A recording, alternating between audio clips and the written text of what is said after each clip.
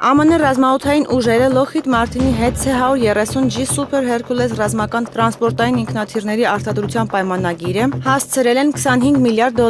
ասվում է Պենտագոնի մամուլի ծառայության կողմից երեքշաբթի օրը տարածված հայտարարության մեջ։ Փոփոխության արդյունքում պայմանագրի ընդհանուր անվանական արժեքը $15 միլիարդից աճել է մինչև $25 միլիարդ, նշվում է փաստաթղթում։ Պայմանագիրը պետք է ավարտվի մինչև 2035 թվականի հուլիսի 16-ը։ Այս ժամանակահատվածում արտադրվելիք ինքնաթիռների ճշգրիտ քանակը դեռևս չի նշվում։ Ամերիկյան կողմը նախատեսում է դրանցից մի քանիսը վաճառել Ավստրալիային, Գերմանիային, Եգիպտոսին, Նոր Զելանդիային, Նորվեգիային, Ֆիլիպիններին եւ Ֆրանսիային։ ԱՄՆ ռազմաօդային ուժերը նաեւ Boeing-ին շնորհել են $2 միլիարդ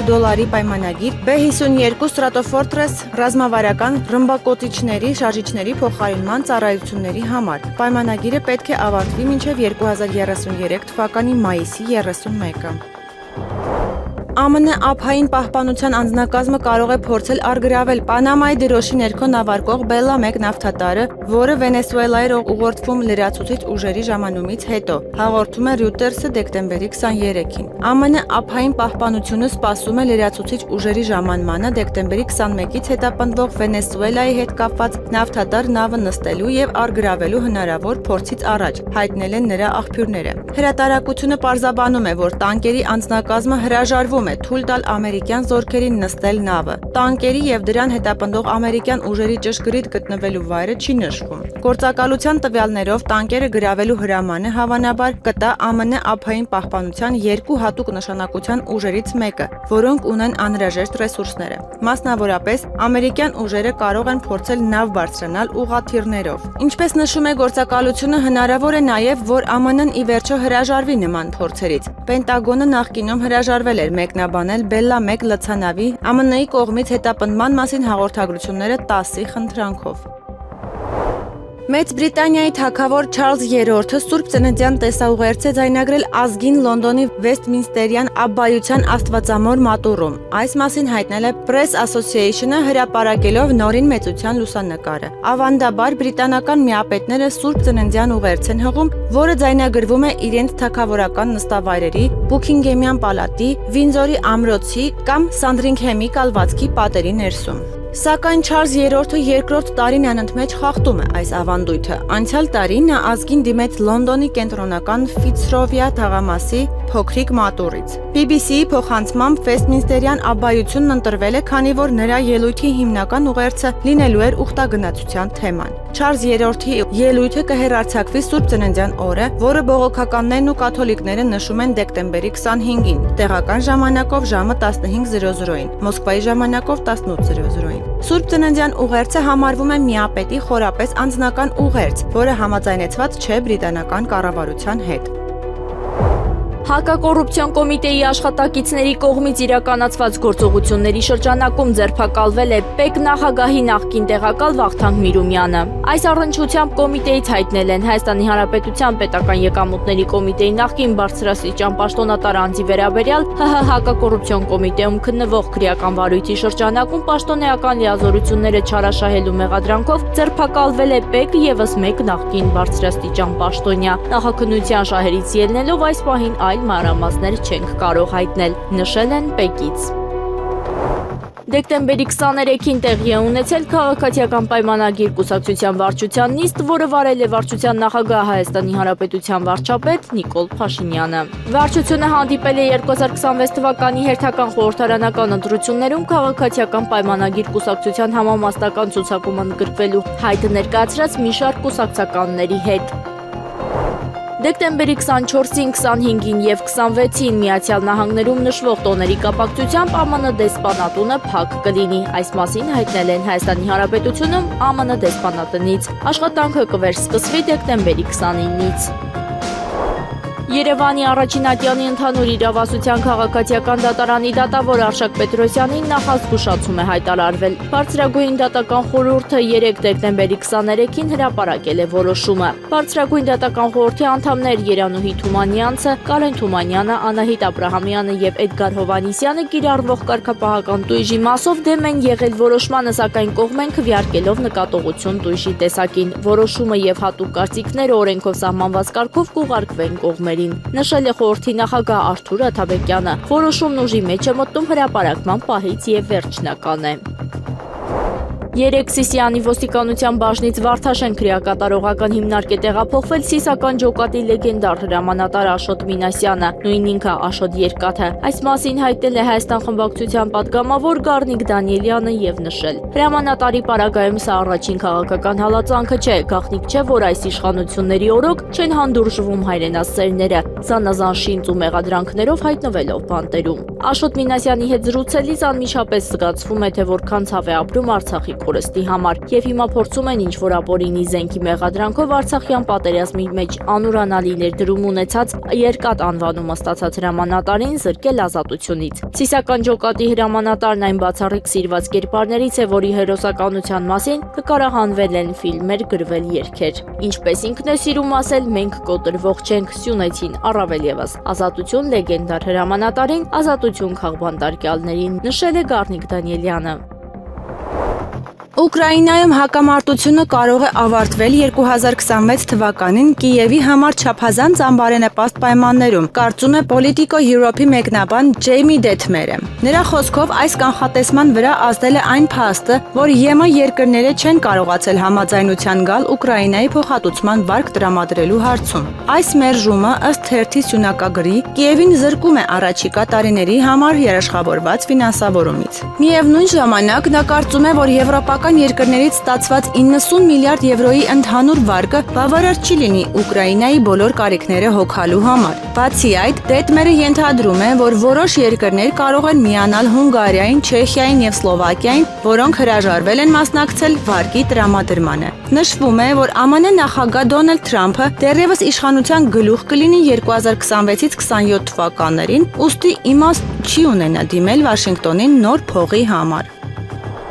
ԱՄՆ նախագահ Դոնալդ Թրամփը կարծում է, որ Ռուսաստանի եւ Ուկրաինայի մասնակցությամբ հակամարտության կարգավորման բանակցությունները բնականon ընթացքի մեջ են։ Ուկրաինայի եւ Ռուսաստանի վերաբերյալ բանակցությունները շարունակվում են։ Դրանք լավ են ընթանում, ասել է նա լրագրողների հետ խոսելով Ֆլորիդա նահանգի West Palm Beach-ի մոտ գտնվող Mar-a-Lago կալվածքում։ Այսպես նա պատասխանել է լրագրողի խնդրանքին մեկնաբանելու վերջին օրերին տեղի ունեցած խորհրդակցությունների ընթացքը։ Հիմնական եզրակացությունն այն է, որ կարծում եմ նրանք բոլորը հոգնել են պատերազմից։ Այն պետք է ավարտվի, ընդգծել է Թրամփը, անդրադառնալով հակամարտությանը։ ՄԱԿ-ը բավարար չափով չի խթանում Վենեսուելայի եւ Միացյալ Նահանգների միջև երկխոսությունը։ Անհրաժեշտ է ավելի ակտիվ ներգրավվածություն, հայտարարել է Ատոմային էներգիայի միջազգային գործակալության գլխավոր տնօրեն Ռաֆայել Գրոսին, ով Արգենտինայի կողմից առաջադրվել է ՄԱԿ-ի գլխավոր քարտուղարի պաշտոնում։ Մեզ անհրաժեշտ է երկխոսություն, որը ՄԱԿ-ը չի ապահովում, հետևաբար անհրաժեշտ է ՄԱԿ-ի նոր ղեկավարություն, որը կարող է նպաստել այս երկխոսությանը, ասել է նա լրագրողներին Բուենոս Այրեսում ՄԱԿ-ի գլխավոր քարտուղարի պաշտոնում իր թեկնածությունը ներկայացնելուց հետո։ ԱՄՆ զինված ուժերը Խաղաղ օվկիանոսի արևելյան մասում գտնվող միջազգային ջրերում հարվածել են նավի, որը ենթադրաբար օգտագործվել է թմրավաճառների կողմից, հայտնել է ԱՄՆ հարավային հրամանատարությունը։ Հետախուզությունը հաստատել է, որ գաղտնի նավը շարժվում էր արևելյան Խաղաղ օվկիանոսում թմրանյութերի մաքսանենգության հայտնի երթուղով եւ օգտագործվում էր թմրանյութերի ապօրինի շրջանառության համար, ասվում է X-ի հրամանատարության հայտարարության մեջ, հավելելով, որ հարվածի հետևանքով 1 մարդ է մահացել։ Հրամանատարությունը նշել է, որ հարավային նիզակ գործողության համատեղ աշխատանքային խումբը հարձակումը սկսել է դեկտեմբերի 22-ին ռազմական նախարար Փիթ Հեքսեթի հրահանգով։ Երևանի ավականին այսօր ընդունեց 2026 թվականի բյուջեի նախագիծը, կողմ 34 դեմ 17 ձեռնպահ 2, նախատեսվում է, որ Երևանի բյուջեն եկամուտների գծով կլինի 151.5 միլիարդ դրամ, ծախսերի գծով 156.8 միլիարդ դրամ, դիֆիցիտը 5.3 միլիարդ դրամ։ Վիզեյր ավիաընկերությունը 2026 թվականի հունիսի 12-ից կմեկնարկի Երևան-Լոնդոն ուղիղ չվերթներ շաբաթը 2 անգամ, երկուշաբթի եւ ուրբաթ օրերին։ Տոմսերը հնարավոր է ձեռք բերել սկսած 48.99 ԱՄՆ դոլարից։ Հայաստանի Հանրապետության տարածքային կառավարման եւ ենթակառուցվածքների նախարար Դավիթ Խուդատյանը կարևորել է այս իրադարձությունը, նշելով. մեծապես կարևորում ենք Երևան-Լոնդոն ուղիղ չվերթների մեկնարկը, սա կարևոր քայլ է Հայաստանի եւ Մեծ Բրիտանիայի միջև հաղորդակցությունների ընդլայնման ընդլայնման ուղղությամբ։ Այսօրվա իրադարձությունը Հայաստանի Հանրապետության կառավարության օդային ոլորտը զարգացնելուն միտված քաղաքականության արդյունքն է։ Վստահ եմ, որ այս նոր երթուղին նոր հնարավորություններ կբացի քաղաքացիների համար, ինչպես նաև կզարգացնի տուրիզմը։ Հաջորդիվ ևս շարունակելու ենք աջակցել այս նախաձեռնություններին, որոնք նպաստում են տրանսպորտային հասանելիության եւ միջազգային համագործակցության ընդլայնմանը, նշել է Խուդատյանը։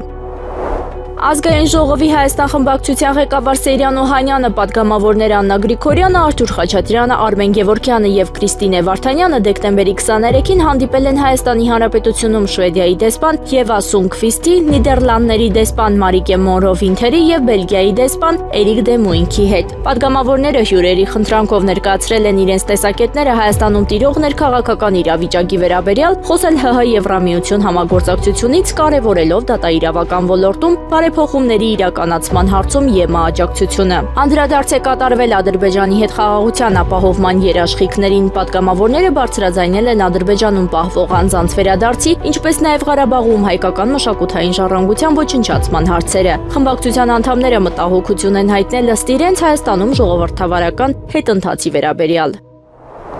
Հայաստան-Թուրքիա հարաբերությունների կարգավորման գործընթացի Թուրքիայի հատուկ ներկայացուցիչ Սերդար Քլաչը սոցցանցում հայտնել է, որ Turkish Airlines-ը կանոնավոր չվերթներ կիրականացնի Ստամբուլ-Երևան-Ստամբուլ ուղղությամբ։ Ըստ Քլաչի, Թուրքիայի առաջատար ավիաընկերությունն ամենօրյա թռիչքները կսկսի իրականացնել 2026 թվականի մարտի 11-ից։ Նա նաև ընդգծել է, որ սա մի նոր քայլ է հարաբերությունների կարգավորման գործընթացում։ Սերդար Քլաչը հրապարակ բանակից հրապարակել է նաև թռիչքների ժամանակացույցը։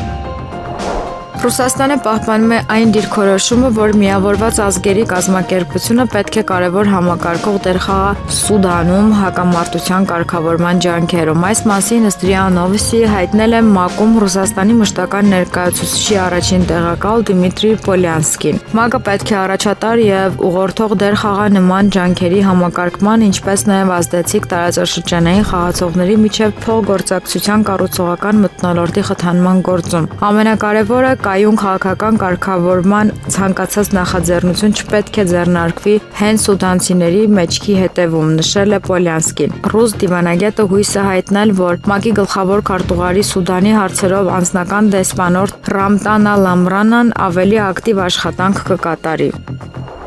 Ֆլորիդայի իր Mar-a-Lago կալվածքում տեղի ունեցած ելույթի ժամանակ ԱՄՆ նախագահ Դոնալդ Թրամփը ամերիկյան զենքերն անվանել է աշխարհի լավագույնը։ Ելույթը հեռարձակվել է Սպիտակ տան YouTube-յան ալիքով։ Մենք արտադրում ենք աշխարհի լավագույն զենքերը, ոչ ոք նույնիսկ մոտ չի գալիս դրան, բայց նրանք պաշտպանական կապարալուները դրանք ավելի արագ չեն արտադրում։ Այսպիսով մենք հանդիպելու ենք նրանց հետ արտադրության ժամանակացույցը քննարկելու համար, ասել է ամերիկացի առաջնորդը։ Ավելին, նախագահը հայտարարել է ռազմաարդյունաբերական համալիրի ներկայացուցիչների հետ F-47 6-րդ սերնդի կործանիչի մշակումը քննարկելու իր մտադրության մասին։ Բոյկոտենք եւ թույլ չտանք, որ ադրբեջանական բենզինը վերածվի մեր դեմ ուղղված հրանոթների։ Նման կոչով քաղաքացիներին դիմել է Հայ-ԱՔՎ նախաձեռնությունը, մասնավորապես նշելով. Վարչախումբը որպես մեռելածին խաղաղության օրակարգի պատմական ձեռքբերում է ներկայացնում թշնամական Ադրբեջանից մոտ 600 տոննա բենզինի մուտքը Հայաստան։ Կոչ ենք անում բոլոր վարորդներին դրսևորել քաղաքացիական բարձր գիտակցություն եւ ավտոմեքենաները չլիցքավորել Ռանոյլ բենզալցակայաններում, քանի որ դրանցում վաճառվում է ադրբեջանական բենզին, որը Բաքվի բռնապետ Ալիևը վաճառում է մեզ, փորձելով պատրանք ստեղծել, թե իբր խաղաղություն է ցանկանում։ Իրականում բռնապետ Ալիևը մեծ քանակի սպառազինություն է կուտակում, բանտերում խոշտանգում է մեր հայրենակիցներին եւ պատրաստվում նոր ագրեսիայի Հայաստանի դեմ։ Գնելով նրա բենզինը մենք նրան ավելի շատ զենք ձեռք բերելու եւ Հայաստանի վրա ավելի շուտ հարձակվելու հնարավորություն ենք տալիս։ Թույլ չտանք, որ մեր գումարով գնված ադրբեջանական բենզինը փոխակերպվի մեր դեմ ուղղված հրանոթների, ասված է հայտարարության մեջ։ Հալեպի հայ համանքի ներկայացուցիչներին կոչ են արել քաղաքում Սիրիայի ժամանակավոր իշխանությունների ուժերի եւ քրդերի միջև բախումների սկսվելուց հետո մնալ իրենց տներում։ Համապատասխան հայտարարությունը հրապարակել է տեղի գանձասար պարբերականը։ Ավելի վաղ Syrian Observatory for Human Rights մոնիթորինգային կենտրոնը հայտնել էր, որ Շեղ Մաքսուդ եւ Ալ-Աշրաֆիե շրջաններում բախումներ են տեղի ունեցել Սիրիայի ժամանակավոր կառավարության հետ կապված ուժերի եւ քրդական Ասայիշ ներքին անվտանգության ուժերի միջև։ Կենտրոնի տվյալներով մարտերի հետևանքով վիրավորների թիվը հասել է 16-ի։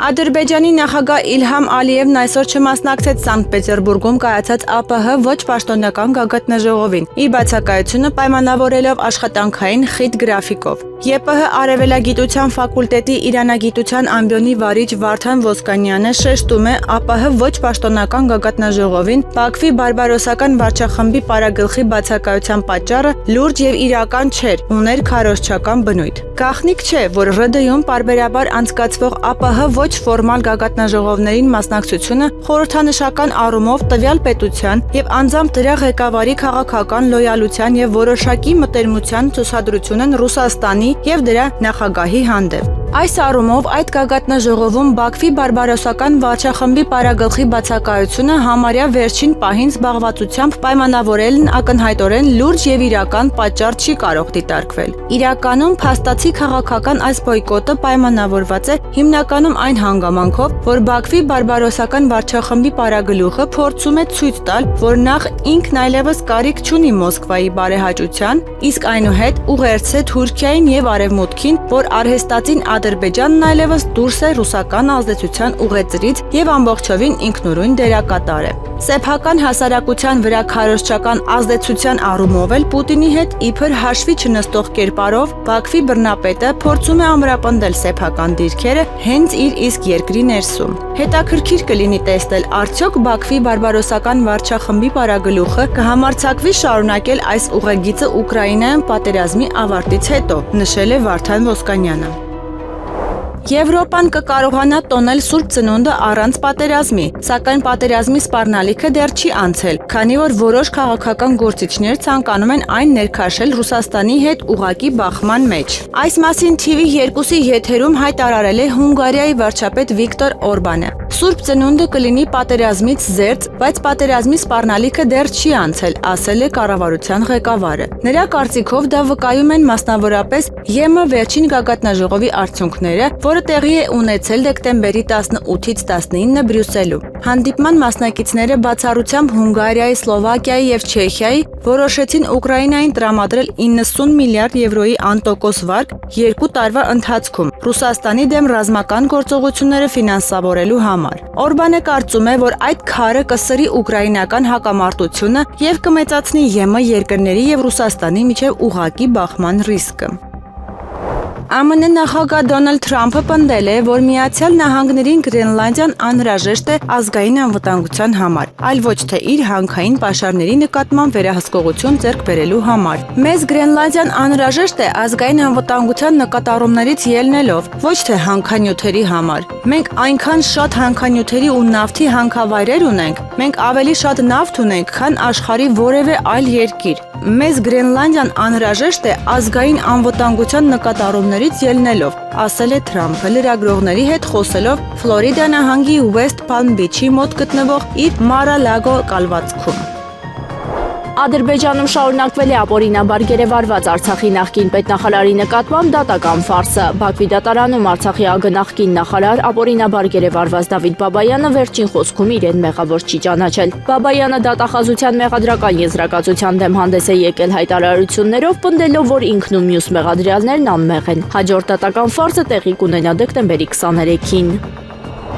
Սանկտ Պետերբուրգի Սուրբ Կատարինեի հայկական եկեղեցու մոտ տեղի է ունեցել բողոքի ակցիան դեմ Հայաստանի իշխանությունների գործողությունների։ Հայ համայնքի ներկայացուցիչներն ու եկեղեցու ծխականները դժգոհություն են հայտնել Նիկոլ Փաշինյանի վարած քաղաքականությունից եւ պահանջել ազատ արձակել քաղբանտարկյալներին։ Ակցիայի մասնակիցները պնդել են անհապաղ ազատ արձակել կալանավորված arczepiskopոսներին Սամվել Կարապետյանին եւ մյուս ձերբակալվածներին, ընդգծելով իրենց մտահոգությունը տեղի ունեցող իրադարձությունների վերաբերյալ։ Սանկտ Պետերբուրգի հայկական եկեղեցիներում ծառայող Տեր Եփրեմ Քահանա Զարգարյանն իր խոսքում ասել է. Այսօր Սանկտ Պետերբուրգի հայ համայնքի ներկայացուցիչները, մեր հավատացյալները, ինձ խնդրեցին, որպեսզի միասնաբար աղոթենք եկեղեցում մեր երկրի խաղաղության եւ ազգի միասնականության համար։ Հատկապես մտահոգված, որովհետեւ այս օրերին այստեղ է Հայաստանի վարչապետը պարոն Փաշինյանը եւ հանդիպում է անցկացնելու համայնքի ներկայացուցիչներից ոմանց հետ, անշուշտ ընտրովի։ Միայն նրանք երևի, որոնք իր քաղաքականությանը կողմնակից են, անշուշտ կլինեն մարդիկ, որ իրենց անհամաձայն կայունությունը կհայտեն, բայց ուզում ենք փոխանցել, որ այստեղ հավաքված ժողովուրդը եւ նաեւ Ռուսաստանաբնակ շատ հայեր դժգոհ են այն քաղաքականությունից, որ որդեգրել է հիմա Հայաստանի ղեկավարությունը հանդեպ հայ եկեղեցու, հայ հոգևորականների, նաեւ բարեպաշտ հայորդիների, այդ թվում նաեւ բարեգործ Սամվել Կարապետյանի, նշել է Տեր Եփրեմ Քահանա Զարքարյանը։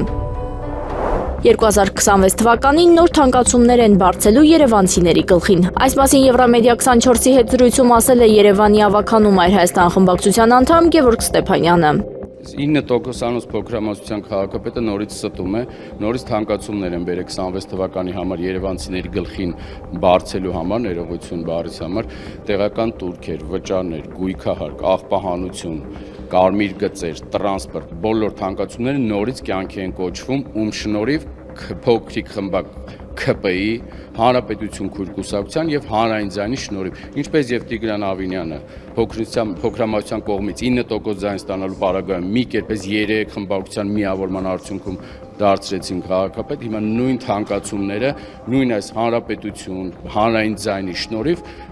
կյանքի կոչվեց։ Նոր թանկացումներ կան։ Նոր թանկացումները